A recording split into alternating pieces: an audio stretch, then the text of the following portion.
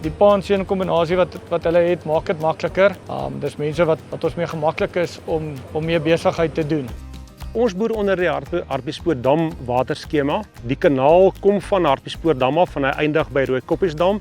Dis omtrent so 54 km wat die kanaal loop. Ons vra elke donderdag vir ons water aan om vir die volgende week water te kry. Nou water is lewe. As nie water het nie, kan jy nie boer nie.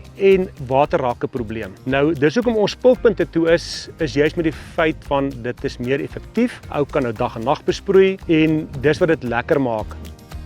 Ons doen gereeld, na die installasie kom ons terug om te sê, luister, ons wil net gou 'n vinnige, as ek nou in Engels kan sê, 'n check-up kom doen op die spulpunt. En die check-up is meestendeels om te kyk dat sy spuite mooi skoon is, dat die spuite reg spuit, dat die pivot in lyn loop, dat hy reg loop, dat sy tegnologie wat hy gebruik op sy selfoon nog ten volle gebruik word, dat hy verstaan dat nie enige probleme is met dit nie. En dan net basiese advies. Het hulle 'n nuwe ouetjie gekry om op die spulpunt te werk, kan ons hom help met 'n bietjie training en so aan.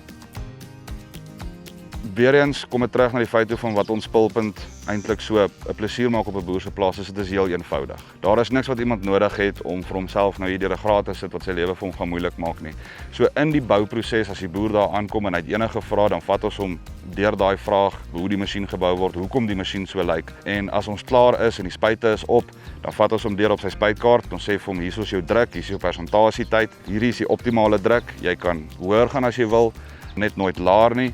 En dan vat ons die tegnologie en die applikasie op die foon en ons gaan stap vir stap deur. As hulle wil spesifiek sektors insit waarop die masjiene gaan werk, dan gee ons hulle daai training om dit deur te doen. Dit is 'n eenvoudige platform, hulle kan dit ook self doen en daar is vir hulle 24 uur bystand op daai panele. So daai word alles vir hulle deur die proses van installasie en op die dag wat ons die masjien vir hulle oorhandig, word dit deeglik met hulle bespreek. En soos ek sê, daar's altyd iemand beskikbaar om te help as hulle 'n probleem het.